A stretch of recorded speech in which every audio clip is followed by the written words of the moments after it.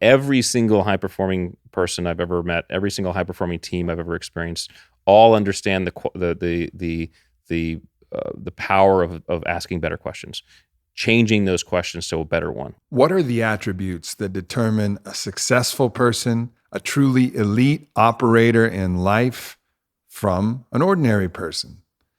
Well, this is what Navy SEAL Commander Rich Diviney is here to talk about. He wrote a book called The Attributes, which describes exactly this: what creates the type of person that is able to thrive in any difficult, challenging situation, much like you would encounter in the SEALs and also encounter in life. Enjoy this podcast with retired SEAL Team Commander Rich Diviney. The truth is that we're all the master, we're all the healer, we're all the mystic. Give it up one time for Aubrey Marcus!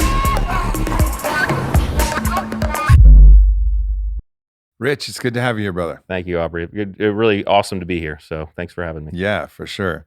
So there's a lot of different ground that you cover when you're talking about mindset, but I was hoping that we could start with a story. Okay. And I wanted to start with a story of one of your experiences. And I know probably you can't tell some of the stories that you have. Yeah. But within the list of stories that you can tell a story where you really had to go back to certain principles, where you found yourself actively using mindset practices, not in this kind of retroactively, way, but where you had to kind of tell yourself something based on some of the training that you had to help get you out of a tough situation.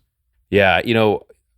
The best place to start with stories is probably SEAL training, because you go into SEAL training and you recognize quite immediately that you are going to be taken down to below zero in terms of capability. And it's interesting. A lot of people assume and think SEAL training is all about the physical, and it's decidedly not. I mean, you do some very, very physical things, but a buddy of mine, we were talking about this just the other day, and we were saying, it's the goal is in fact to break yourself physically so you can actually use your mindset to get you. The physical is just an access point. It's an access point, psychological. Right? Yeah. Because you can only do so many push-ups. You can only do, you can only run so fast. You can only hold that damn boat on your head for so long.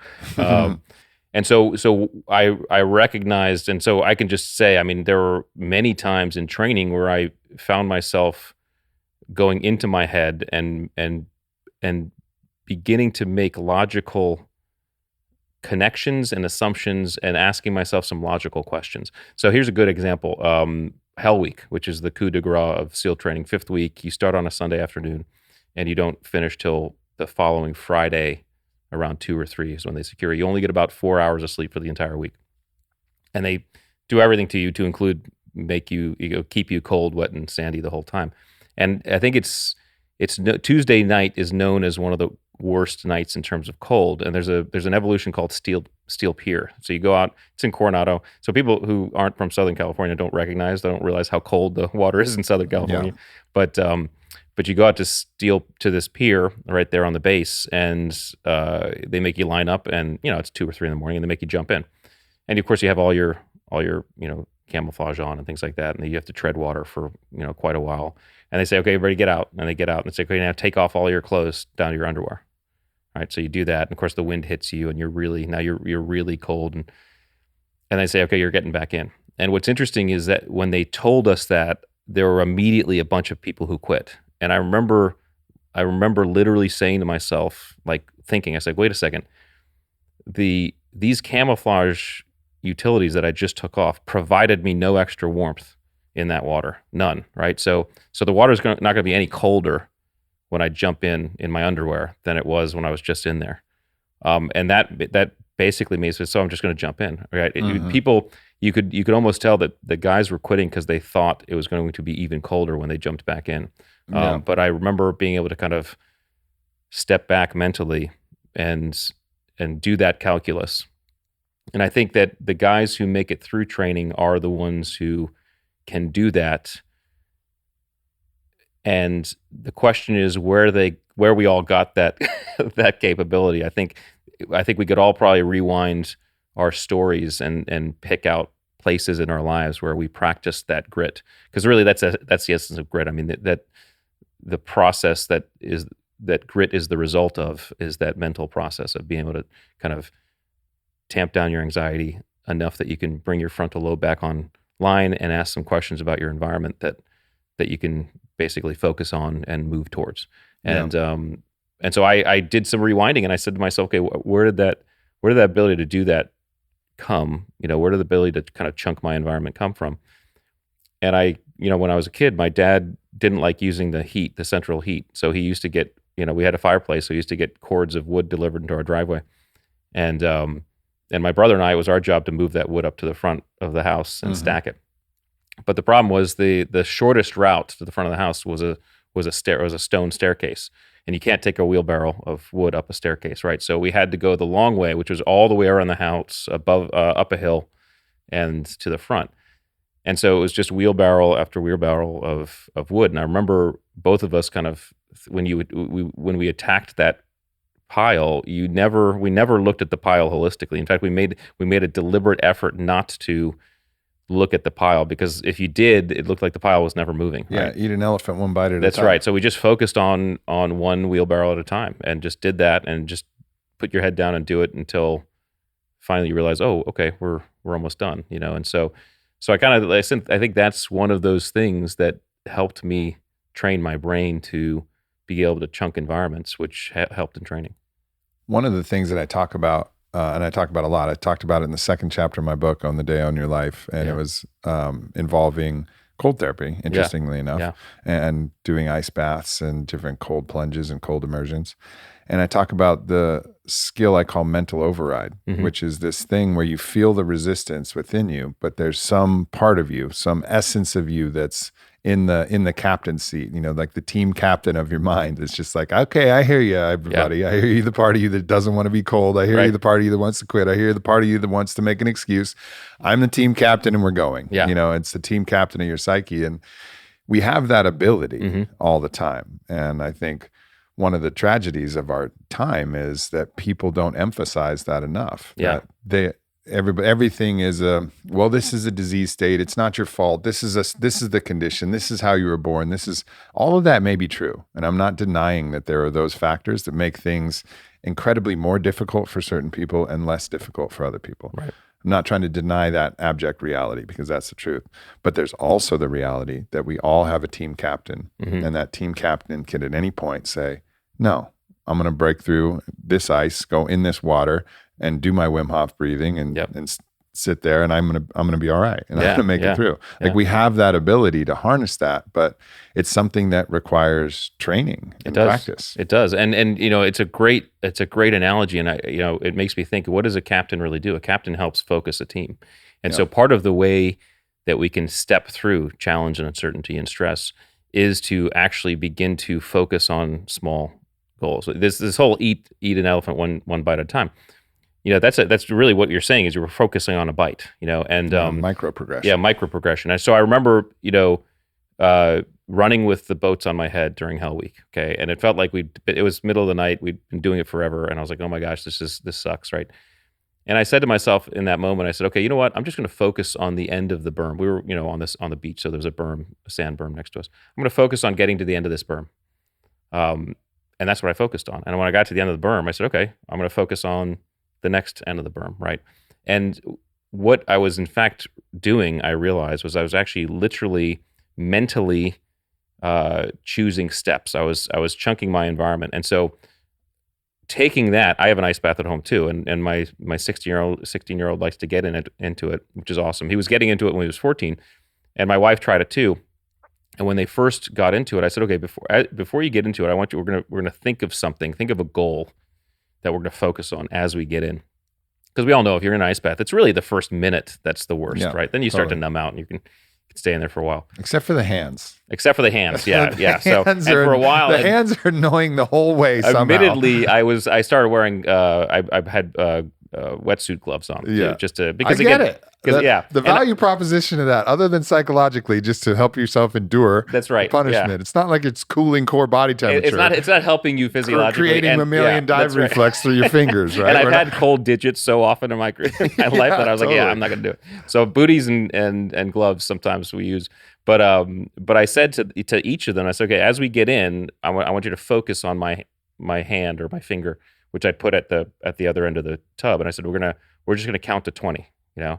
And so they get in and they say 1, 2, and we'd focus on that. And once we hit that wicket, we say, okay, now let's pick something else. Let's focus on. We're gonna focus on this bicycle because in the garage. Focus on the bicycle and count to 5, you know. And what that does is it switches your brain to actually help control and move through challenge and stress. It's kind of like engaging your captain, because the captain's saying, hey, focus on me right now. Yeah. Follow me. And and once we get to the end, we'll choose something else. And this is in fact exactly how you walk through stress, challenge, and uncertainty. It's exactly how SEALs are what I call masters of uncertainty. You know, basically we drop into environments. We're able to manage our stress enough so that our frontal lobe is still online, right? Because, you know, fear, stress, and anxiety start taking that offline. And then we begin to ask questions about our environment. We say things like, okay, what about this? What about all of this that doesn't make sense? Do I understand? And we make that list, however small. Okay, what can I control in this moment? And we move to that. And then we ask the question again. Okay, now what can I control in this moment? Or now what do I understand? And now what can I control? And in fact, as you step through, you find that the locus of control, or the I guess the funnel, starts to widen, because you begin to understand your environment as you move through your environment, right? It's kind of like that rock climber climbing up the face, and it's like it starts to open up, you know, understand more. And this is what happens. And I think you get that you get that mental training in BUDS and SEAL training, so that you can then apply it to real world. I don't think you have a chance to get any type of training like this unless you intentionally put yourself in difficult situations, situations that challenge you. Yeah, you're absolutely right. Like this is the only way to find that access point. Or you can, if you're able to. Every single one of us has bad shit happen to us, right? So you can use. I mean, everybody can. Don't waste any opportunity. Everybody could have used COVID and quarantine as an opportunity. We can, and so if we're cognizant of this stuff, we can say, okay, bad opportunity feels horrible. I can use this right now. I've done that. But without the training, you probably won't be able to. It's like trying to go into game day immediately. It'd be like, okay, SEALs, you've had no practice. It's now a live bullet firefight. Right, you know, like good luck, or a cop, or anybody. And you have to manage the anxiety too. So interesting. So fear really is that combination of anxiety plus uncertainty, because you can have one without the other and not be afraid. You can be anxious without being uncertain, right? I'm going to give a presentation to my boss next week. I know what I'm presenting. I know my boss. I'm a little anxious, but I'm not. It's pretty certain. No fear. You can be uncertain without being anxious. Okay, well, that's every kid on Christmas Eve. So no fear there. If you add the two, if you combine the two, fear starts to set in. When fear starts to set in, your amygdala starts to tick in, and the more fear you get, the more your frontal lobe starts to kind of take a back seat. So we can buy down our fear by buying down one or the other. But typically, buying down anxiety has to happen first so that you can buy down uncertainty. And what we have to understand is anxiety is all internal, right? That's a physiological response. So we can buy down anxiety through physiological means, breathing techniques, visual techniques, so that we bring our frontal lobe back online. And we can then buy down uncertainty. Uncertainty is all external, right? So that's when we have to start asking those questions, but they have to be asked deliberately. So part of the training, part of the preparation that you're talking about for people would be to understand first how to manage anxiety, so that they can then ask those logical questions with minimal emotion and begin to step through it. So I think that's the process. Yeah, it's every different one of these things you get so that's one aspect of something that's going to create anxiety or fear. Sometimes it's just actually how much suffering can you endure? Like how much grit, like grit is another thing that is such a valuable skill to have. And I don't know any other way to do that other than a hard work, you know, for a normal person. Obviously there's lots of different ways, but a really hard workout where you really stick to it and you just don't bargain with yourself. Like, no, we're going to do this EMOM or AMRAP or whatever situation that we got, and we're going to go. Yeah. We're going to go to the end, or do this run, or do this climb, or do this, sprint, or this swim. Or I think that's one of the reasons why those are so valuable. Or a sweat lodge practice, where you're actually going into a lodge, or even creating it in your own sauna. Like, I'm going to be in here for an hour, and no matter how hot it gets, obviously within reason, you don't want to kill yourself, right. But you're going to stick to it. Or this ice bath practice, or this thing. Like, we just absolutely need to train all of those things, and not only that, then put yourself in situations where your own self-judge is going to get activated. Yeah. Like, where you could let somebody down. We just had a Fit for Service event, which is my fellowship I was just telling you about. We created a competitive environment with the whole purpose. Because when we're kids, you just compete to compete, and you think that's the whole point. But the whole point is to teach you about life. But nobody teaches you that the whole point of playing basketball is not to get a ball in the net. It's to teach you about life. That's right. Because you think it's just all about getting the basket, and then you realize, like, what the hell? It doesn't even matter. It's a silly game anyways. But the point is to teach you about life.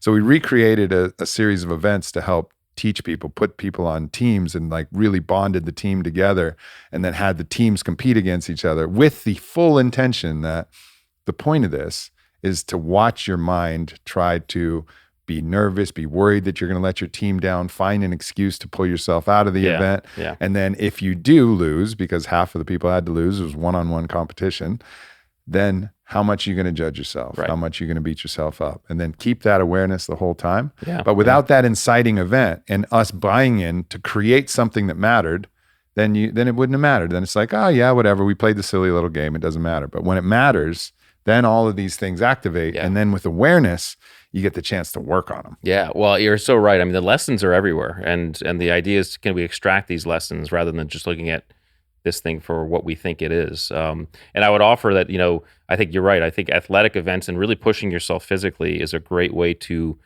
practice some of this stuff. The only thing that's missing often in the athletic endeavors, depending on what it is, of course, is the uncertainty element.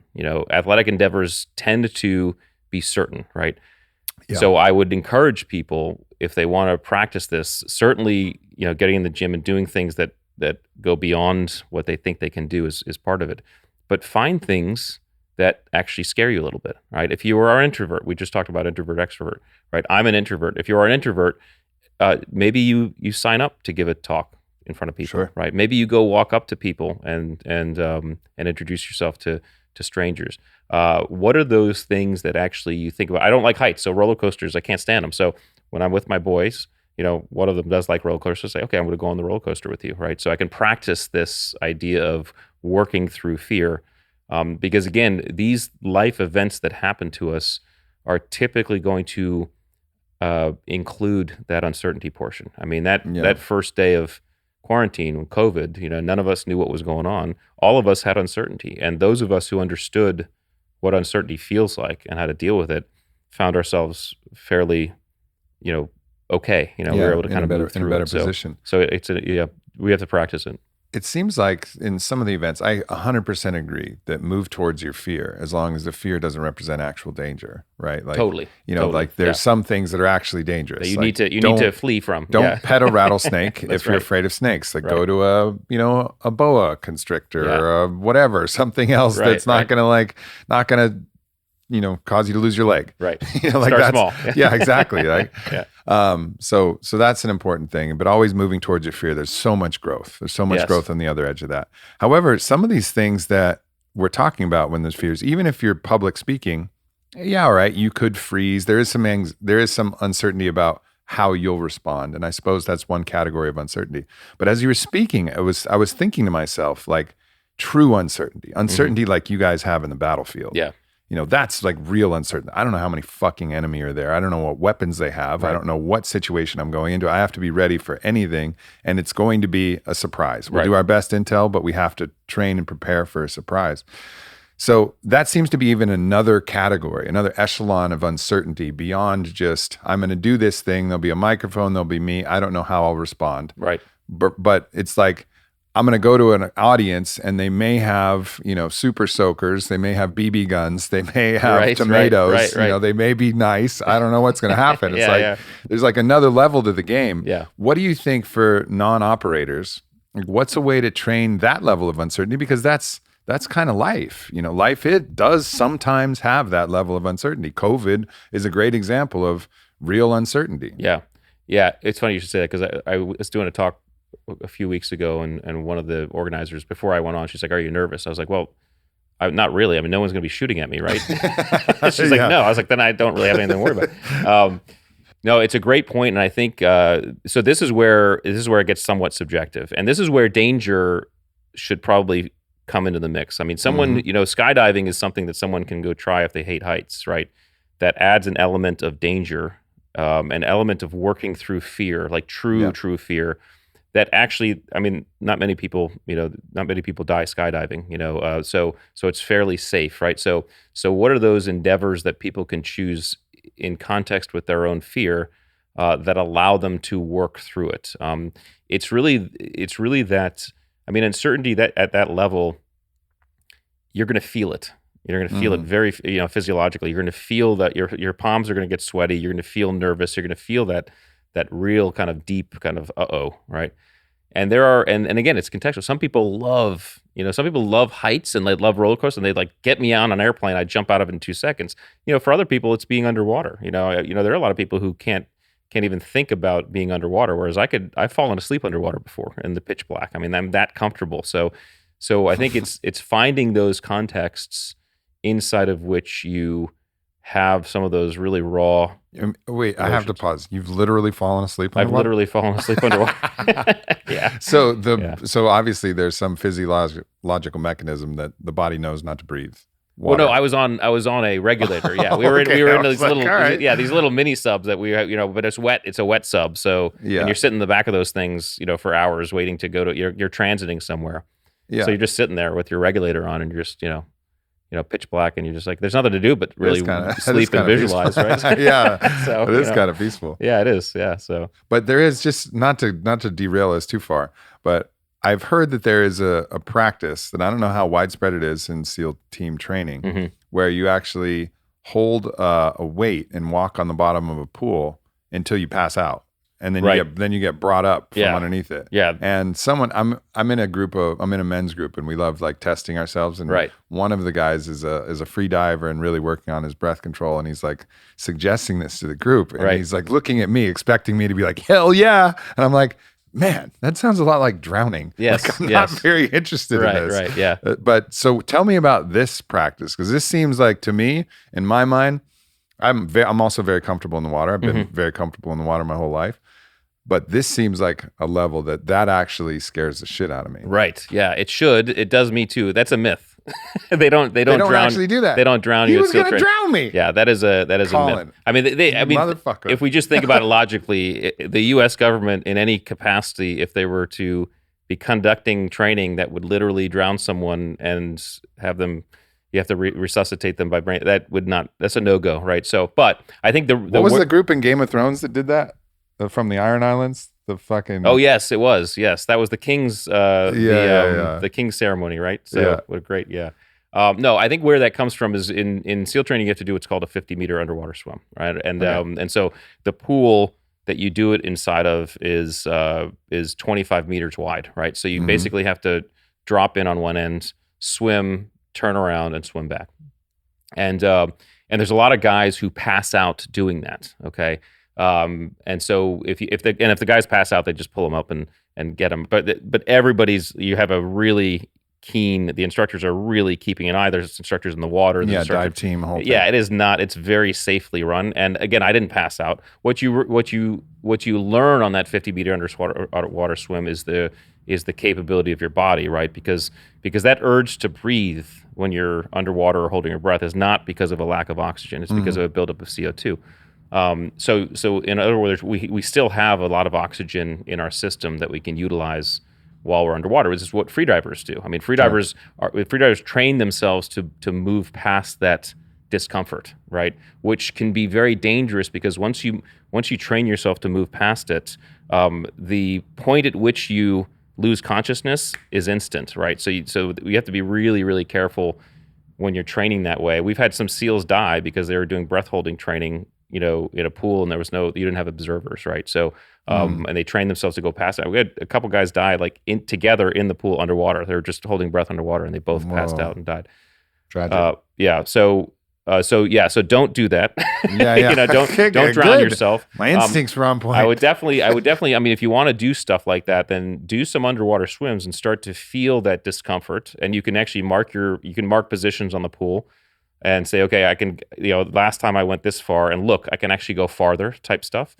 Always have observers, safety observers, because again, if you shallow water blackout, I mean, as soon as you come up to the surface, you're likely, as long as you're coming up to the surface immediately, you're likely going to start breathing. You don't even need much resuscitation per se. So definitely have observers if you're doing. Yeah. I tell this to my boys because my boys are water rats like me, and we have a swimming pool. And they're like, hey, Dad, can you get us some weights? Because we want to use weights to dive down to the bottom. I was like, okay, yes. So I got them a weights. I was like, the rule here is if you're diving with weights, you do not do it by yourself. There has to be someone here, right? And they get it, because when I tell them that seals have died doing it, then it cues them in. So, but I think it's a reasonable endeavor to kind of test yourself, but please don't deliberately drown. Yeah, absolutely. And one of the things that I can recall too is another aspect of the mindset that's really helpful. It starts to go to the people that are around you, right? Like, Yes. I imagine that when a SEAL in training is going that 50-meter swim, they may be able to swim far more than they ever would on their own. Like if they're practicing alone in the pool, maybe that rare breed can perform at the same level all by themselves, and when they can just get up anytime they want. Yeah. But most of us aren't like that. And I remember, the longest breath hold in the cold that I did was when I was with Wim Hof in Poland, and I was submerged under the ice. He had a frozen over little tub in his back, and we cracked the ice and took the ice out and jumped in.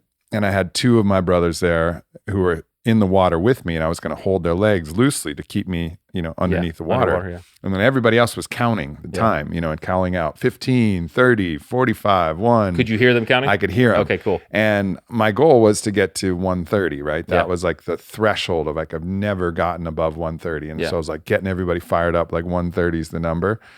I hit 130, but because I was like holding my brothers there and they were like cheering me on, and they started to go kind of nuts as I was getting close to 130. I was like, oh, I got more in me. Yeah. I got more in me. And then 145, 215. Yeah. And they were just, their energy, was so much that I was able to do, 45 seconds beyond my, frozen underwater max. Just because of the camaraderie and that kind of spirit. Yeah.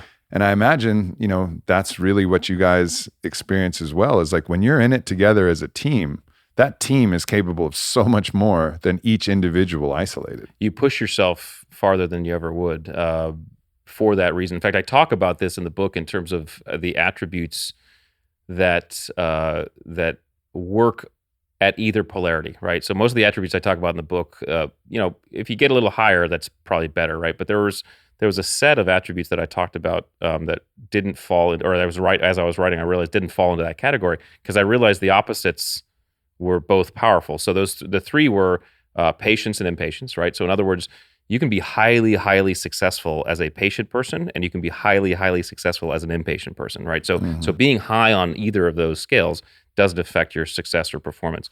The other one was competitiveness, right? Because the idea is many people think competitiveness is a requirement to be highly successful, but which I agree with, right? But I don't agree with the implied corollary that non-competitiveness doesn't work either. I am not competitive at all. When I used to play sports, it was like I didn't really care if we won or lost. I loved the game. I loved the intricacy.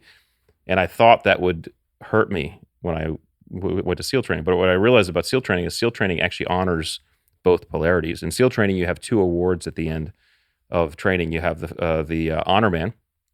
The honor man is the person who had all the top scores on the runs, all the top scores on the swims, O courses, all that stuff. So it's a competitive award.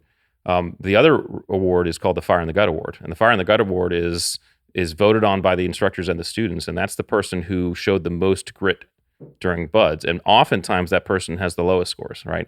So it has nothing, you can't win it. You have to earn it, right? So, and And what I recognized about those two is in a team, well, really in any team, but certainly SEAL teams, to have that competitive mindset can be powerful. The competitive mindset sees the world immediately, like says, okay, what are the rules and boundaries and constraints, and how can I win inside this environment? That's what competitive mind sees. My type of mind says, I don't care about the rules.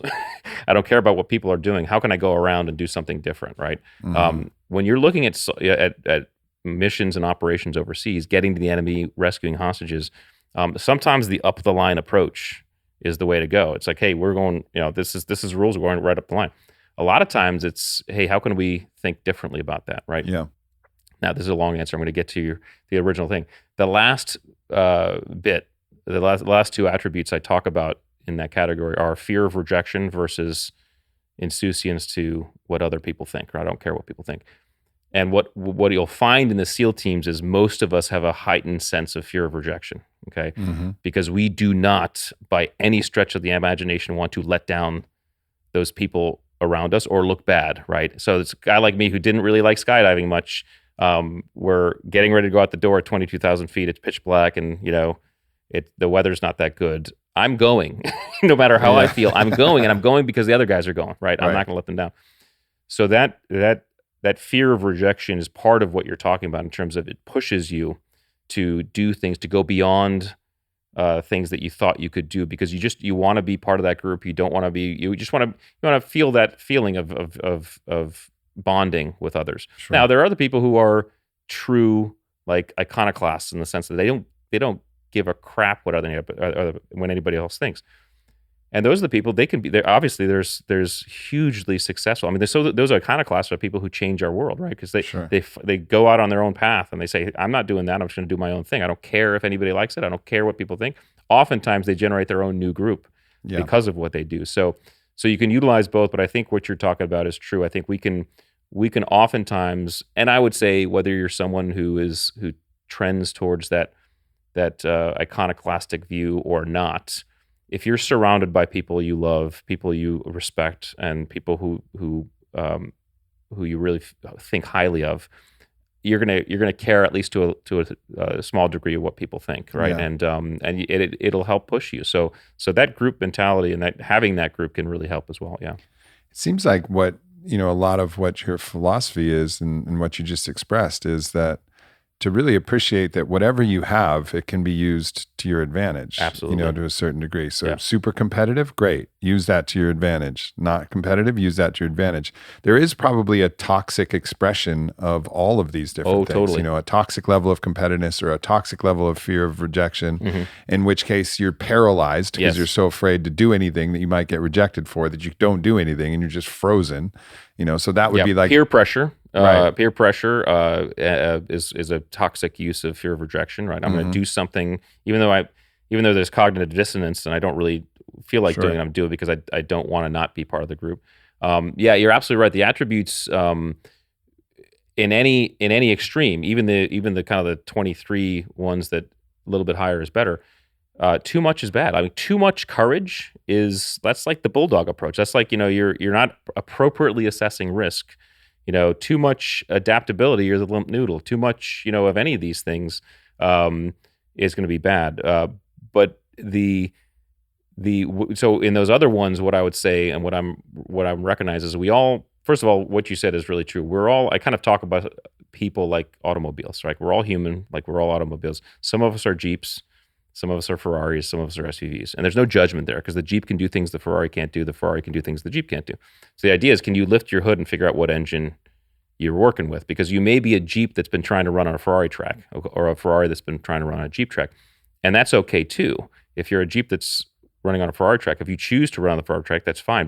But you can say, hey, now I know some of those things that I can do and develop so that I can better run as a Jeep on the Ferrari track. And then you can start asking yourself, okay, wherever I fall on these attribute scales, they actually play off of each other, right? So if you're low on adaptability, right, but high on open-mindedness, you're probably going to be okay, right? Because your high open-mindedness buttresses your low adaptability, right?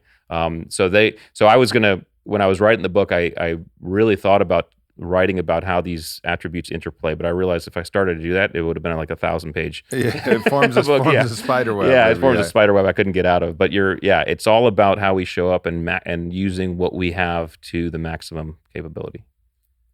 What do you think is if someone's going to focus on a couple, let's say, three is arbitrary. Everybody loves three. I don't know why people love three, but we do. But if you're somewhere around there, pick a couple of different attributes that you think have the biggest delta of impact on somebody's life if they start to work on those, and also the greatest ability for us to actually change those different characteristics. So it's like both of those factors. If you're going to find like, okay, here's a couple of these attributes, you can change it. And if you do change it, it will dramatically change your life. Yeah, I would say hands down, it's the grit attributes, and it's 4 of them. It's courage, adaptability, perseverance, and resilience. Courage, adaptability, perseverance, resilience. I believe, while I try not to put any value on the attributes, I believe those are probably the most important elemental attributes for human existence, right? Because those speak to how we operate in the world in every capacity, right? And so, because the mental acuity attributes are fine, how I process the information. Drive attributes, hey, listen, you don't have to be necessarily driven. You can do what you want to do. Even leadership and team ability, those aren't really have tos. But the grit ones are have tos, and I think if people were to focus on those and look at where they stand and developing those, that's when they start learning what we were talking about at the beginning of the conversation: how to effectively move and perform inside of these events that happen that we have not predicted, that bring up our fear, that are uncertain. Courage is stepping into our fear, right? Again, courage we've heard it all the time, but people forget it cannot exist in the absence of fear. And this is proved neurologically, right? Courage is a switch. And when we choose the fight response, it's a specific switch that gets clicked in our brain, which gives us a dopamine reward, right? So that is fear. That is the expression neurologically of fear. Of courage. That choice doesn't happen unless fear is present, right? So practicing courage is something that is always going to help. Perseverance. Listen, that's practicing courage. I talk about this a bit, and I say, in my course, Go For Your Win, I talked about it, which is something I released 5 years ago. I've talked about it in a lot of different posts and commentaries. The way that I encourage people to do that is to attack some trivial fear. So like find something that you're afraid of, again, that doesn't have a high correlation to ridiculous danger. Like don't do proximity flying, base jumping when you're afraid of heights. Like just go for a regular parachute, man. That's like it's all good. Right. Like, you don't need to like up the stakes super high. And I think, for anybody listening who wants to practice this, one of the things that I do when I want to work on my courage, and I'll test myself every now and then, is during this time of year, we get tree cockroaches that find their way into my house, right? So they just come from the trees and then they work their way through whatever little crevices, those little buggers. I don't like them at all. I don't like them. They somehow bother me more than they should because they're not dangerous. Sure. So normally I'll let them out. Well, now we have cats, and the cats like destroy them. Right. They like go out hunting at night and there's little carcasses all over the house. However, before that, I would see one and I would say like, all right, my choices are here. I don't like smashing them. Right. Yeah, So I like to let them out, but I can either do what I normally do and trap them and shuffle them out without having to touch them, or I could grab them with my hand and watch them try to squirm out between the little cracks in my fingers. And it elicits like that fear response, just in a small way. Yeah. But when I'm able to successfully do that, for that next like 4 hours, I'm like, I am all that is man. I feel different about myself. I look my lens of perception out into the world, and through myself, I think of myself as someone who's a different human being. Yeah. That is the dopamine hit. I mean, we literally, people have to understand this. When we're given that choice, fight or flight, okay? And again, freeze is often talked about, but freeze is literally just an oscillation. Neurologically, it's an oscillation between the two. You're trying to decide. When we choose to fight, which means step into our fear, our brain gives us, our body gives us a dopamine hit. And dopamine, one of the most powerful chemicals on the planet, right, says this is good, keep doing this. It makes us feel good. It's also the root of all addictive behavior, right? stepping into our fear feels good. And so this is what we have to do. And I think what you say is absolutely correct. And what the emphasis should be is the feeling afterwards. Because if people Right. pick something small and do it, they're going to feel great, and it's because they're getting hit with dopamine because of it, right? And then they can step and try something else, and then try something else. But Could be karaoke. could be karaoke. Could be, Yeah, like again, it could whatever. be speaking in front. It could be starting Yeah. a conversation. It could be, I don't know, you name it. It could be, listen, if you're afraid of the water, it could be swimming in a swimming pool. If you're afraid of open water, which most people are fine in swimming pools, but it's the open water. It might be just swimming out, into the open water for While someone's blaring the Jaws soundtrack. But but that ups it, right? That Yeah, ups it. exactly. So you got, you don't want to go into a amygdala response, right? So Yeah. yeah, but yeah, you're absolutely right. Practicing that, those things that you're scared of. But again, it could be almost as simple as someone who is and has been out of shape their entire lives, and they really want to get in shape. They don't know how to do it. They say, well, maybe maybe they don't want to go start running or whatever. It's like, hey, I'm going to buy a pair of running shoes. That's my first step, and then when I get in, I'm going to put the running shoes by the front door, okay, and the next morning I'm actually going to get up with an alarm and I'm going to put on my running shoes, okay, and then the next day then I'm going to put on my running shoes. I'm going to walk outside. I mean, you can chunk this however you want. The idea is to chunk it. You have to chunk it into sizes that are meaningful enough for you, so that when you accomplish it, you feel that feeling, right? If you were to just say with the cockroaches, hey, I'm just gonna put it in a cup, right? It's not a meaningful enough chunk for you, right? So the size of the chunks have to be subjective. But yes, courage can absolutely be practiced. Yeah, it's and some of these things you have to just actually do it. Like you can't just put your legs in the cold plunge. No, like you have unless to go, unless that step is meaningful for you. okay, right? yeah. So that's a good way to think about if it. It's right? if putting your feet if just putting your feet is meaningful, that's cool. Would I recommend it? No, because you're just going to feel how cold it is, right? Yeah, So exactly. you might as well just go in. But if it's meaningful for you, then you do that for a minute, and you're like, oh my gosh, I just did that. Yeah, You will feel, again, it's all subjective. So that's a beautiful way to look at it, about how to decide like how much to do, what the step and is. not use this objective metric of what you have to do. Right.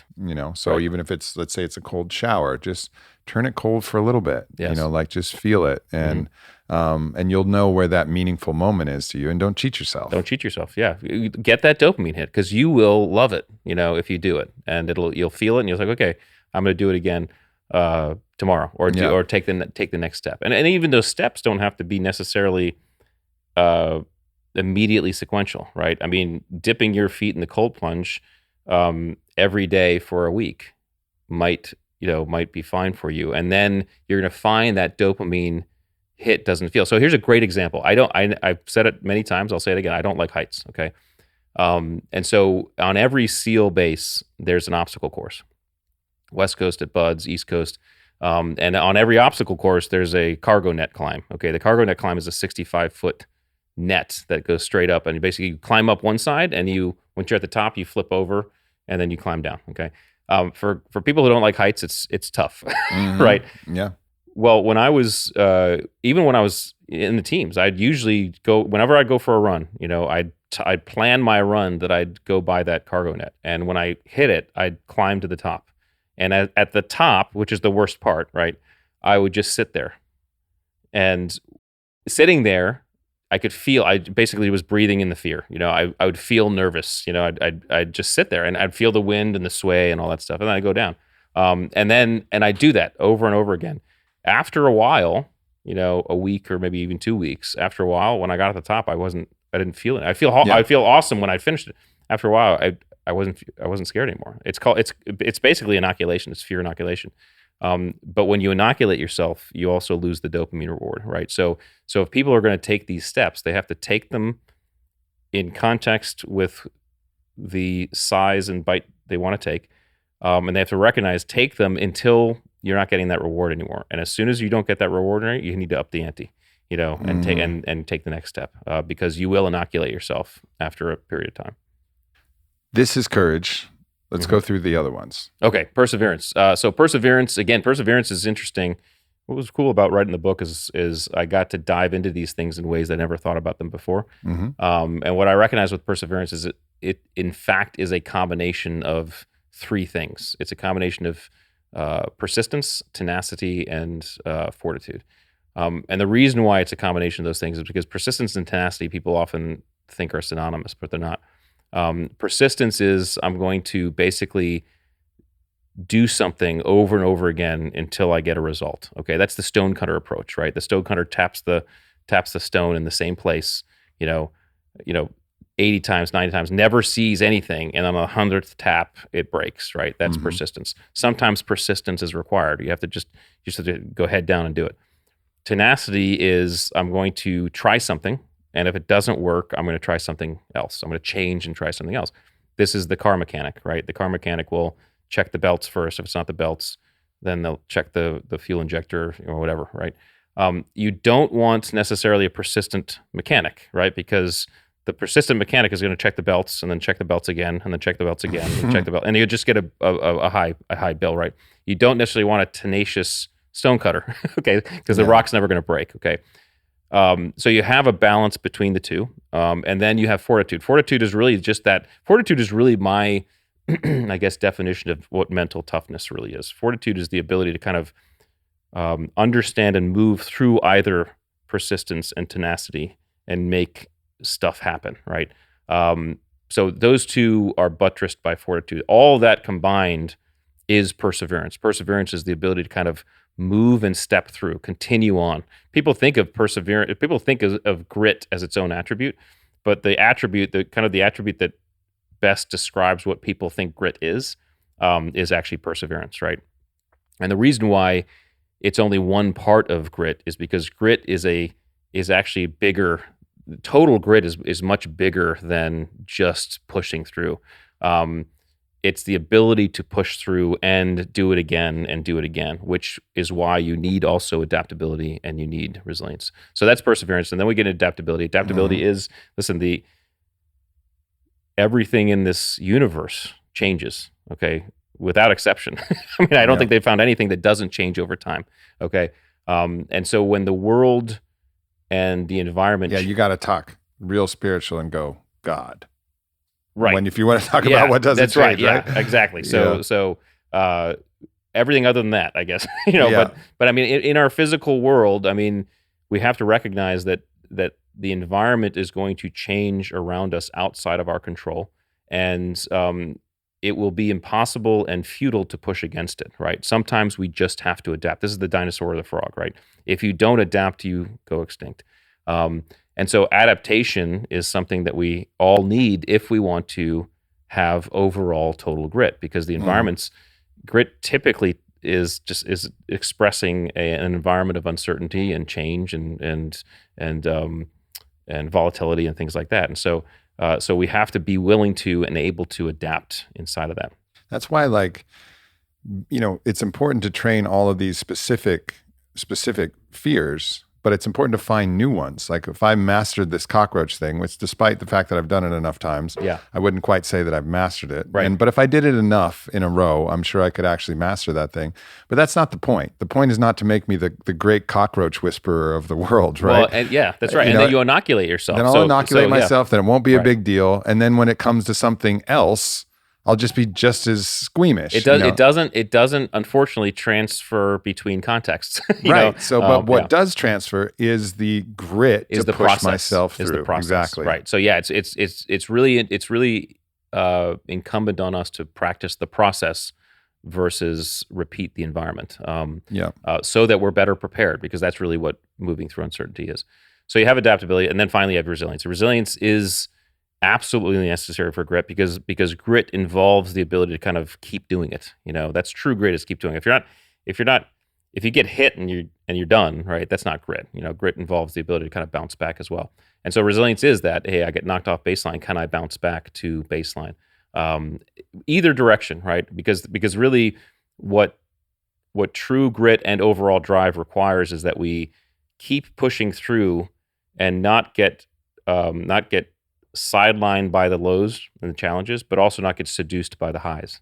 right? Sometimes those small wins, they're great in terms of getting us a little bit more of a biochemical boost, but we can't rest on our laurels. We can't stop there, and so resilience is about the ability to kind of understand that elasticity of the process. And so those four combined add up to overall grit. And again, grit speaks to this kind of ability to move through these acute challenges. If we want to talk about long-term goal setting, that we get into the drive attributes. But I think those are that grit is, I think, the most important. If anybody wanted to kind of say, hey, I just want to focus on four, those would be the four to focus on. So I've spent I've spent some time with some operators. David Rutherford is a good friend. I haven't seen him in a little bit. Doesn't mean that he's not still my friend. Right, I love you, David. If you're listening, fucking. Good thing about team guys is you can call like 10 years later, like pick up a conversation. Like once you develop that friendship, you know, and I still feel that 100%. But as I was spending time with him, we were doing all kinds of things. We went out to Marcus Luttrell's ranch, and we were doing some different exercises and different things. And one of the things that I noticed with him that was repeated when I went out with Jesse Itzler to Poland, who obviously trained with David Goggins, it was this concept of how they prepped their mind for everything. Mm-hmm. So David or Jesse, no matter what we were doing, they would just smile and be like, easy day. Yeah. Easy day. Okay, we're climbing this frozen mountain with our no clothes on. Sleeting. Yeah. Easy day. And it was this kind of positive, mindset that was really, really powerful to have, because when you're looking at it like, oh God, look at this mountain. It's so long and it's so cold and I don't know how we're going to do it. You're setting yourself up for a greater likelihood of failure. Yeah. But that kind of just adamant attitude of like, easy day. We got this. Let's deconstruct that, because I think it's important. I think this speaks to kind of this idea of optimal performance versus just peak. And I think this is what SEALs, certainly the guys who can't do this, don't make it through training. There's an adage in SEAL training, especially when you get to Hell Week. If you think about Friday of Hell Week on Monday, you're going to quit, right? Mm-hmm. It's too much, right? So part of the process is what we've already talked about. I'm not going to think about the totality of what's in front of me. I'm not going to think about the whole wood pile. I'm just going to take it. I know that I can just take it chunk by chunk. So when you're looking at that ice mountain or whatever, that's basically what my mind or David's mind or Dave's mind is saying. I'm just whatever. We're just I will move through this the way I need to move through this. But there's another concept that's interesting that I talk about and explore in the book, and this idea of optimal performance versus peak. Because everybody kind of is chasing peak and wants peak, and peak's kind of like the coup de grace of all performance. But peak is all peak is an apex, and it's an apex from which we can only come down. Okay, and oftentimes peak has to be trained for and prepared for and scheduled, right? Yep. The pro football player schedules and prepares and plans his entire week so that he may peak for 3 hours on Sunday. Okay, so there's nothing wrong with peak, but it's kind of incremental and it's conditional. Optimal performance is different. Optimal performance is really what SEALs are. Optimal performance says, I'm going to do the very best I can in the moment, whatever the best looks like in the moment. Okay, sometimes the best looks like peak. I'm clicking the flow states. It's cool, right? Sometimes the best is I am head down, just going step by step, nugging it out. And it's dirty and it's ugly and it sucks, but I'm still moving, right? And so optimal performance allows us to pat ourselves on the back when we are just nugging it out. When everything feels like just shitty, we're still moving, right? And I always joke, like there's so many operations we've been on. It's like, we do, and we accomplish the mission, and then we finish, and we're looking. He's like, "Boy, that was ugly." It's just never pretty. There's always gonna be times where you're just nugging it out, but we're still performing. We're still accomplishing the objective. The other thing it allows you to do is modulate your energy levels. Right. I was training with a buddy of mine about a year ago. He's trained a bunch of SEALs. And I was part of this 4-week program where he and I were training together, and he was making me push these sleds, the weighted sleds, 50 yards or whatever. And he was timing me, and I said, "Hey, what are you timing?" And he said, "Well, I'm basically timing. I'm timing and looking at your aerobic versus anaerobic capacity." And I said, "What are you finding I do?" And he said, "When you start your push, you start at the very same pace that you finish, right? You basically you're the same speed the whole way through." So it's not a lot of anaerobic; it's mostly aerobic, right? I said, what do you do? He's like, I explode out usually, and then I slow. I just get slower as I get to the finish line. I said, what do you find most SEALs do? He's like, well, most SEALs do it like you do it. And it made me think. It's like, this is exactly how SEALs think about almost every challenge that we face, right? We think aerobically, okay? We never, ever enter in like at full tilt if we don't have to. Now, if you have to, I mean, we're constantly gauging. So if you have to enter in at full tilt, you do. But we never know when the end's going to happen, right? You never know. And you know, if you think about the end, you're screwed, right? So we always approach everything aerobically, and then we go anaerobic when we have to, but then we pull back immediately and go aerobic because we need to be able to go a day, 2 days, 5 days. You know, you don't know when the mission's going to be over. You don't know what's going to be expected. You don't know what necessarily the next ridge line looks like. And so I think when we so first of all, I think that's what you're seeing when you see someone say easy day. That all of everything I just said is all what easy day means in the mind of a SEAL, right? Sure. But I think when we think about life and we think about, you know, the uncertainty of life, we can't predict necessarily. We should probably be thinking about optimal performance versus just peak. I don't need to be peaking when I'm driving to the grocery store. You know, I can be modulating myself. I can be resting a little bit.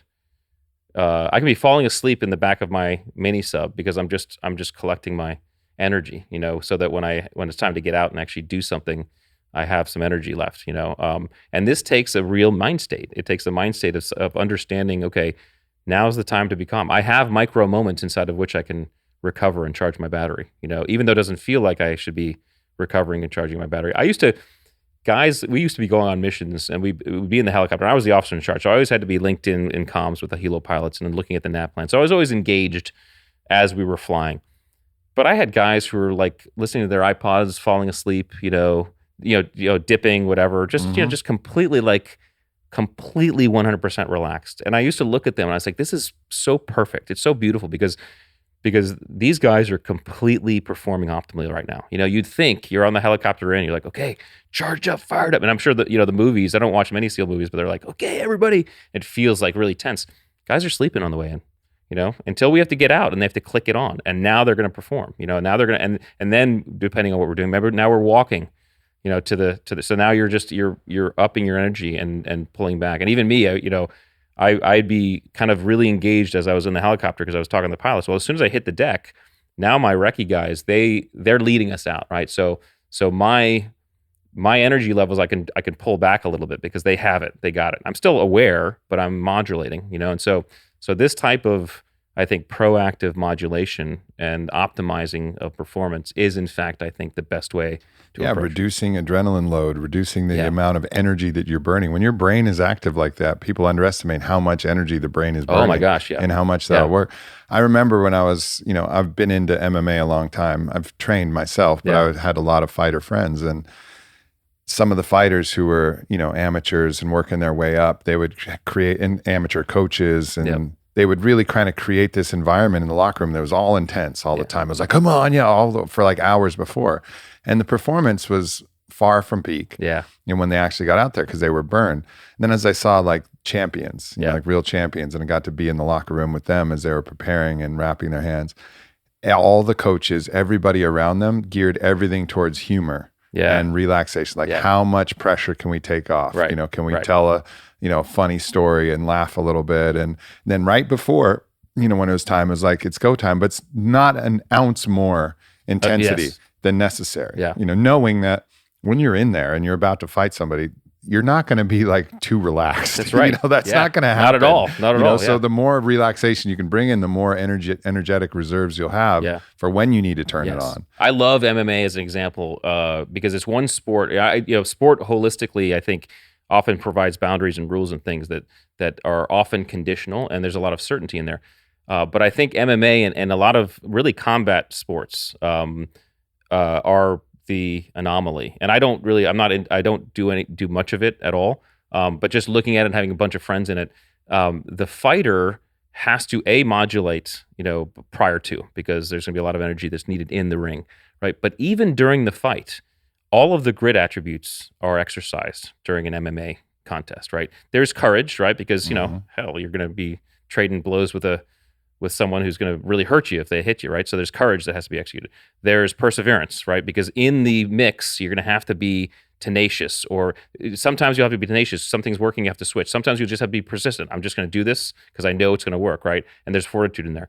There's adaptability because you don't know. You can go in with a plan. I'm going to do move A, move B, move C, but you don't know what the other guy's going to do, right? Sure. So you're going to have to be adaptable, and you have to find places to be resilient. There are going to be times inside of that match where you're going to have to really actualize recovery as best you can, charge your battery, and then times you're going to have to explode. So you're constantly kind of moving in between aerobic and anaerobic. So people have asked me, hey, do you think there's any sports that are the best in terms of this stuff? And I think fighting is a sport that is probably the best at exercising these grit attributes because you have it all there. I mean, all of it is necessary, all of it's required. Yeah. So I think it's a great example. You can see it it's not just in MMA. I've seen it in jiu-jitsu Yes. all the time. Like the black belts, man, they look like they're half asleep. Yeah. When they can rest, when they're on the bottom and they're not doing anything, Yes. Yeah. they're just sometimes eyes closed, sometimes just feel and just like relax. And then when they need to burst, they burst. And other times they relax. Whereas when you're a white belt and just trying to figure stuff out and just getting in there and you're nervous, you're wasting so much energy thrashing around. And then a lot of times you lose just out of pure exhaustion. Yeah. That's right. And I would imagine that the masters of this sometimes just let their opponents exhaust themselves 100%, if they understand. I mean, 100%. It's a fascinating environment. My boys, I probably here soon get my boys and I into it a little bit more because I didn't do a lot of it, but I think it's it's cool, right? But B, there's just so much mental training that's going on and life training that can go on in that environment because you're dealing with other human beings and other human beings are inherently unpredictable. Yeah. Regardless of whether you're in jiu-jitsu or MMA or whatever it is an unpredictable relationship, right? So there's uncertainty automatically thrown in the mix. Yeah, that's cool. And I see it the same, I've gotten into kendo recently and you can see over there, I have some of the gear. And, so the way that I do it is a lot of times the full gear setup that they use. First of all, I can't hardly find sizes that fit me because it's a Japanese sport and the sizes just don't tend to work out. I haven't figured that out yet. But ultimately, I like the way that I do it with hockey helmets, which are really, safe helmets. Yep. And then you have the bamboo shinai, and then we have hockey gloves. So the hands are protected, the face and head are protected. But a lot of times the body will just go with no shirt or go with a t-shirt. So when you get slapped with the bamboo, it stings. Yeah. But it's also combat at the same time. You're moving your sword and working on different strikes. And I'll see the same thing. Yeah. I'll see the people who I'm training, they could be top athletes or different people, but they'll come in tense. Yes. They'll be holding the sword hard. Yeah. And then they'll be not managing their breath. And, when someone's good, and what I've learned through my own practice of initially being all tense, I just stay relaxed. So as the match goes longer, I have tons of energy at the end. And even when I'm with somebody who's really, really good, like really has, good intuition about strategy, oftentimes if I'm more relaxed, I'll catch up on my score, later on. Yeah. Like, it's all right. Like, all right, I see you're super fast and you're super intense. And but are you managing? Like, are you calibrating yourself? Interesting enough, the other thing that happens, and so, one of my good friends, we've done a work together, mutual friend, Andrew Huberman, we talk about this quite a bit, but and I'm kind of a neuroscience geek, so I love kind of diving into this. We talk about open gaze as a means by which you can actually shift from sympathetic into a parasympathetic system, right? It begins to bring down your anxiety and begins to relax you a little bit. But one of the things he told me is that when we're in open gaze, in fact, our reaction time is faster, right? So, absolutely. And anybody who wants to try this out, they don't have to get in the ring to do it, right? Well, first of all, when you're running or riding your bike and that fly hits you in the eye and you blink, right? You're like, oh my gosh, I'm so lucky I blinked. But that was your body seeing it, your unconscious seeing it before you did, right? Because you're in open gaze. But a good way to kind of test how this works is if you're at a stoplight, right? And if you focus on that red light and you say, I'm gonna hit the accelerator as soon as it turns green, and you do that, and then try to next time just have the red light in your periphery, open gaze, you just have it in your periphery. You will actually hit that accelerator faster when it turns green than when it turns red because we're taking that focus off, we're going open gaze. So I think when you're talking about fighting, I think those masters understand this, whether kind of innately or intuitively, or they understand the neurology, right? You learn it, hey, the more relaxed I am, the more I have awareness of my periphery in this open gaze, in fact, my reaction time is faster. Yeah. Yeah. Yeah, absolutely. Speaking of speed, there's something that I've heard repeated that they give credit to the SEAL teams for. And it's the saying that slow is smooth, smooth is fast. Yeah. Is that something that you guys, does that actually come from the teams? It does. And part of this speaks to this idea that if it just skills training, basically. I mean, so part of it's the skills training of it, right? If you take your skills as you're learning these new skills, usually we talk about this in the close quarter combat environment, which is or ammo loading or something ammo loading, anything. But just take close quarter combat, which is really the art and act of moving through a building and clearing it. Whether you're going to find the bad guy or rescue hostages, it's a very dynamic, ever-changing, fast-paced environment that has lethal consequences because you're training how to shoot fast and hit the bad guy, not the good guy. There's the techniques and the skills that you need to start to do that, right? You basically encourage people to start slow. Okay, you just take it slow because if you start slow, you begin to absorb those skills a lot more kind of viscerally, right? Versus try to rush through everything, and so if you slow down, if you go open gaze, if you kind of just take in your environment, you actually tend to move faster. And I think this speaks to that speed. But that is absolutely an adage: is, hey, slow it down, because even if you're slowing it down, like people, I've thought about this before, and we used to talk about this. The whole back in the Old West when they used to do the gunfights. And if I ever had to do a gunfight, right, I would just basically focus only on just pulling my pistol and pointing and shooting. And that act might be way slower than someone else across from me. But the faster I try to do that without obviously being trained, the more likely I'm going to just get out there and pull the trigger and miss, right? And bullet will go elsewhere. Yeah. But it's that kind of understanding the movements and just making sure the movements are tight and doing it that way over and over again. And speed comes because guys will become really super fast at this, but the training is always, slow first. I'm going to make sure that I'm coming out of my holster the way I want to come out of my holster. As I'm putting my pistol, my pistol's always lowering in the same place at eye level, so my eye's always down the scope, even if you're with a rifle. And that act, those movements are things that you practice slow first. And then as you just continue to do it, it gets faster and faster. Yeah, let the speed become a natural consequence. That's right. I also heard someone else express another adage that I really liked, which is it's far too urgent to hurry. Which was something else that I was like, that makes a lot of sense. Because hurrying, you make a lot of mistakes. Yeah. You get sloppy. You leave a lot that's open, and you think like, oh, this is urgent, I got to rush it. But in the rushing of it, you end up oftentimes failing the objective. Yeah. Oh, totally. I have not heard that. I do like it though, and I would imagine it has to do with this idea that rush and hurry implicates some sort of fear or stress. Honestly, when we're hurried or rushed, there's stress and anxiety involved, right? Versus urgency doesn't necessarily have to involve anxiety and stress if you just kind of move through it, paced, right? Again, aerobically versus anaerobically. Go anaerobic when you need to, but if you approach everything aerobically first, you're paced, right? And then you get this idea of when exactly you need to be anaerobic. Okay, I need to explode here, and I need to explode here. Other than that, I can pace myself. But yeah, I do like the saying. So. Yeah.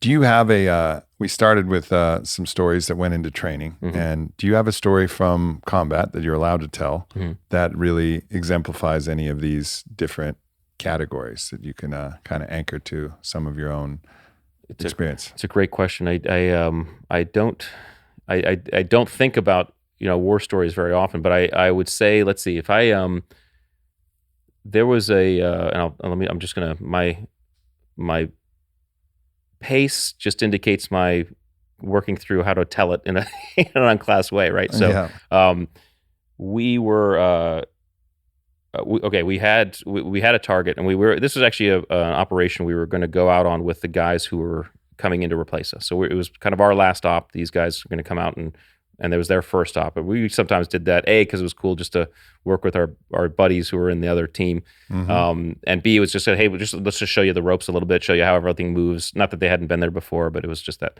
So there's one of these ops where we're going to go out and do kind of this joint thing together. And the particular place we were looking at was kind of an isolated compound building that seemed fairly reasonable in terms of being able to take it down. But there was a field just north of it, and I say north, it was adjacent, but north, that was large, kind of corn, whatever. I can't remember the crop, but I'd say corn, some kind grass of fields, high vegetation. Yeah, high vegetation. And while we were looking at it, we could see that there were guys, there were signatures in there, and just based on what we could see, we knew that they were armed, and so visually, or did you guys have some technology that it was a little bit of both, right? So, but we had that intel, and it was good enough that we could make that assumption. So, and so we basically wanted to design a plan where we could allow some time and space to see if they maybe filter away or whatever, which starts to go into the kind of the aerobic mindset. Let's not rush out this, but let's not rush out the door. But let's also start to look at this in a way that we might be able to address it regardless of what happens, And so we got together a couple different plans. There was this simple, kind of the straightforward plan. We go and we take down the building and we do that. But what if they're still there? We don't want to necessarily take down that, building and have them kind of ambush us. And so we began to generate a plan that we could then adapt on the fly. And one of the things we kind of talked about is like, okay, if we find that they're not moving, they're still there as we get there, we're just going to basically adjust. And what we'll do is we'll basically set up a scenario where we can kind of get at them before we ever attack the building. And we want to see what their intentions are. Okay. Because we don't want to necessarily just, people think, well, we're just shooters or killers. We don't want to necessarily just fire into this. Your objective was to clear the building. Clear the building, and if we can get prisoners, so we can get some intelligence back, right? So it's never kill capture. It's always capture kill, right? So we thought about maybe how we could do this, and so as we kind of moved in, kind of got closer, we realized, okay, they weren't moving.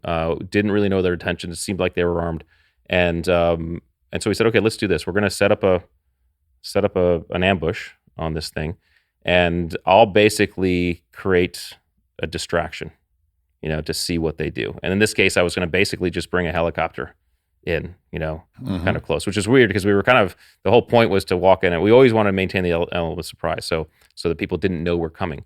But the idea would be if people hear an American helicopter, then if they're good, then they're going to have an entirely different set of actions than if they're bad, right? Right. And these are actions we can now observe if we put ourselves in the right positions.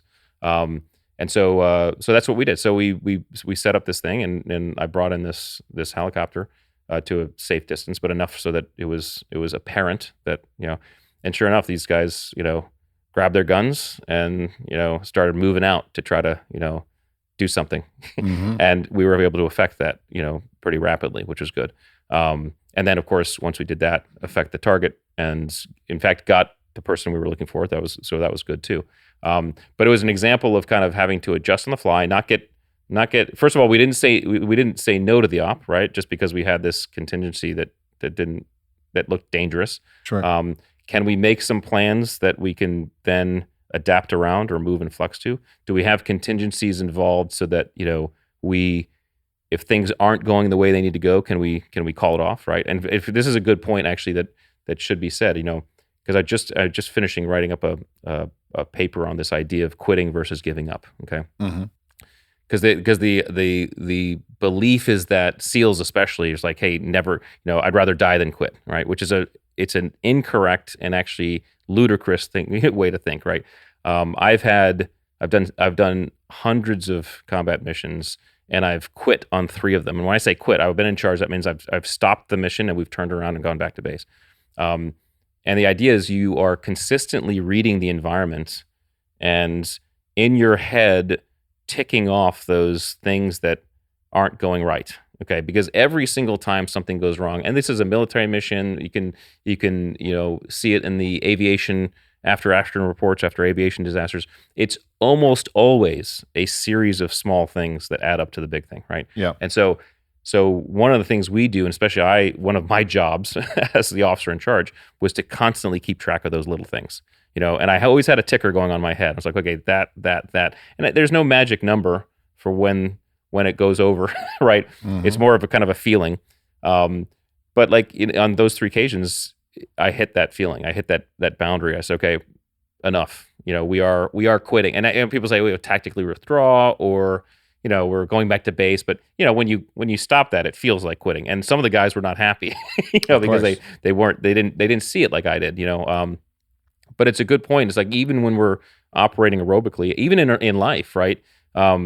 I would maintain that the ability to succeed in any goal is in fact not about not quitting. It's in fact quitting when you need to, so that you never have to give up, right? If you're on the wrong path, you need to quit that path and try a new path, right? It's kind of that tenacity.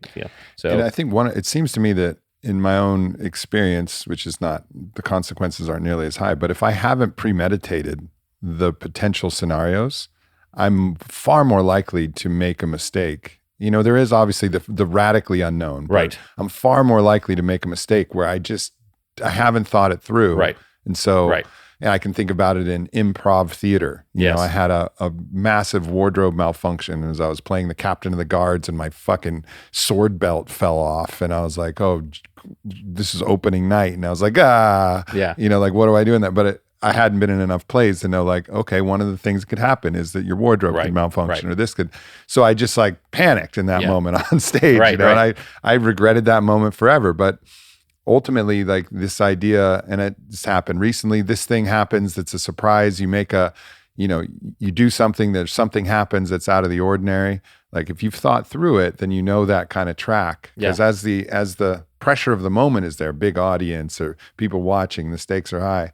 It seems like for you, as you go to this mission, you got to think through all of the possibilities to the greatest degree that you can. You can, but you can never think through all of them, and you never want to suffer from paralysis through analysis, right? So you typically think through a few contingencies and lump them into kind of categories in each phase, right? Things, so you phase out operations, right? There's the part where you're flying in the helo, then there's the part where you might be walking in, then there's the part where you're actually doing the target, then there's the part where you're coming off, right? So you phase it out, and then in each phase you say, okay, what are some things that could happen in these phases? And those contingencies you think through enough so that, especially if you're doing op after op after op, it becomes kind of like parachute malfunctions. And that's also experience, right? Yes, like what I'm talking about, yeah. even I didn't really have a great chance to think through it because that was my first improv play and the first time I wore a sword belt in an acting thing, right? Yeah.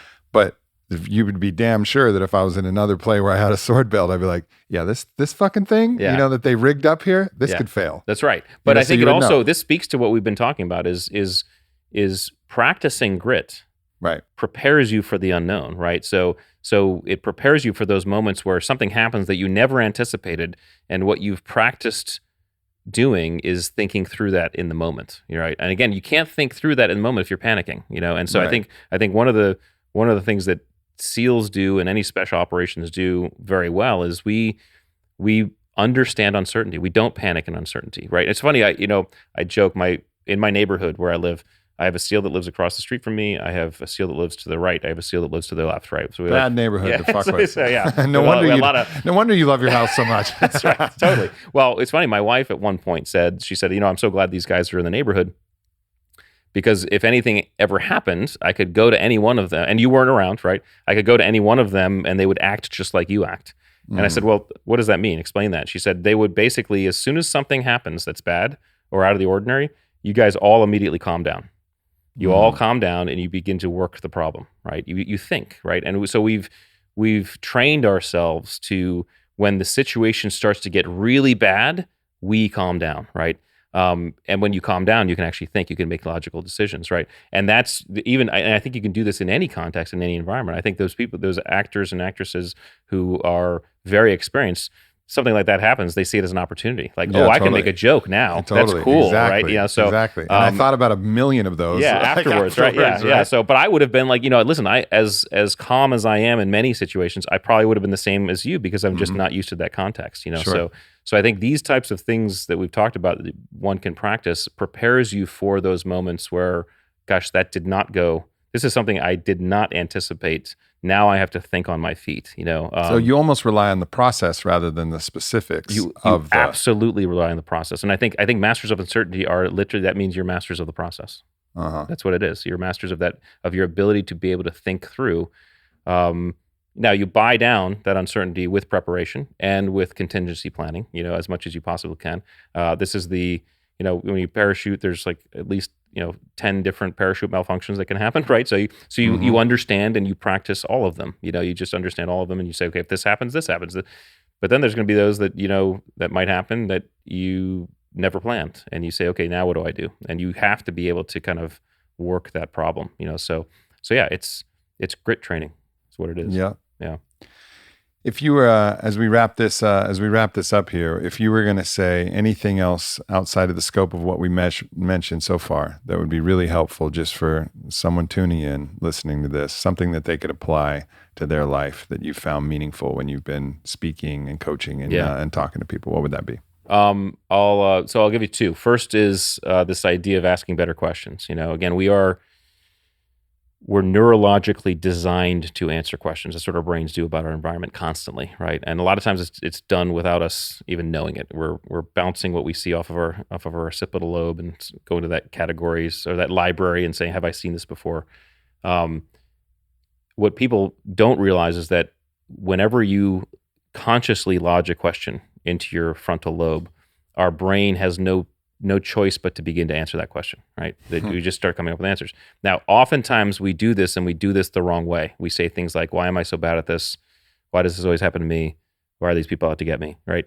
As soon as you ask yourself that question, you will begin to get answers to that question, right? And I guarantee you they won't be very empowering or helpful. And a lot of them will be assumptions and suppositions and all that stuff, right? Yeah. Every single high-performing person I've ever met, every single high-performing team I've ever experienced, all understand the power of asking better questions, changing those questions to a better one, right? What can I learn here? What can be done? Who's out there that can help me, right? Because as soon as you lodge that question into your brain, whether or not you know answers, your brain's going to start coming up with answers. Now, some of them might not be very helpful, but if you keep on digging and asking yourself that question, you will come to some gems that allow you to perform, or at least to move, take a step is all you need to do. And if you don't know what question to ask, because people will say, hey, what question do I ask? But that's completely, entirely subjective. I can't tell people that. If you don't know what question to ask, the one question you can ask is, what's a better question right now? I remember my wife and I during COVID, we were getting this second story put on our house during COVID. So we were living with our neighbor during quarantine. And of course, we had bad days, right? And we have a German Shepherd. We just walk around the neighborhood. We use those walks as kind of catharsis, and sure. And so I remember one of these times we were walking and the first lap we were kind of using to vent a little bit, but then it was the second lap and we both said, okay, let's stop. What's the better question we should be asking ourselves right now? And we began to talk about it and ask and come up with questions that we could then ask ourselves. And we moved towards solutions. And so asking better questions is absolutely something someone can do every single day when they find themselves in a pit, if they're mad, if they're depressed, whatever. Just take control of the questions you're asking yourself, right? That's a huge one. The other one I'll just share with you is really. I'll just comment on that real quickly. I think in my experience in helping lead people through different situations, it's so much about just asking the right question. It's not necessarily, that's probably the best thing that I can do is to pose another question. That's right. So, somebody recently having performance issues based on smoking too much cannabis, right? And I'm the last person to tell anybody what different substances they should put in their own body, right? That's their personal choice. However, these performance issues were arising. And so the question wasn't, well, why are you doing this? Like the question was, all right, which is very broad and can go to a lot of self-judgment and whatever, or like, why can't you stop? Or what's wrong with you? These questions are the very simple questions. Yeah. But the question was, okay, so what is the underlying state that you're trying to mask or you're trying to escape from? Like, what is that thing that's really painful, or what's that thing that's uncomfortable? And go there. Like, don't even worry about the cannabis. Right. Like, what's the thing underneath it? Right. It's important. And like, that's the moment. It's like, oh yeah, well, it's this stress and this anxiety that's, and okay, well, where's that come from? Oh, well, it's this different change that's happened there. And then all of a sudden there's like, oh, I see. I see the whole picture.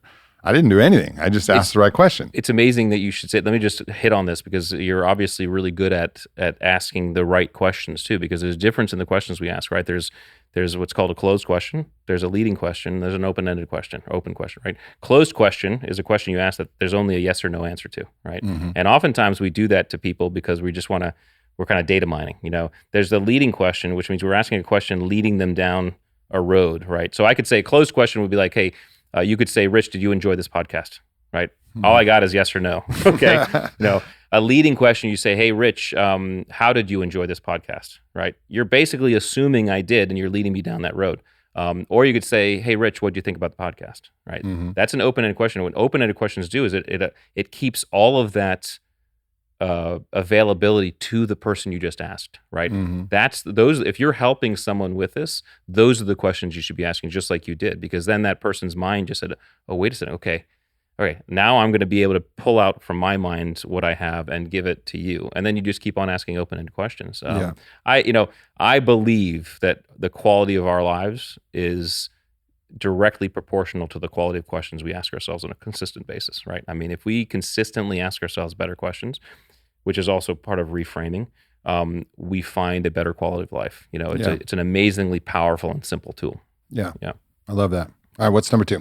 Number 2 is resilience. Resilience. One of my favorite CEOs used to say, talk to us about the 2-minute rule, which is what his grandfather taught him, and basically he said, okay, if anything bad happens, all right, just take 2 minutes, kick the dirt, mourn, swear, curse, whatever, and after 120 seconds, get back to it. Get back to what you're doing, right? If anything great happens, okay, take 2 minutes, rest on your laurels, pat yourself on the back, be king of the world, and then get back to work. Get back to what you're doing.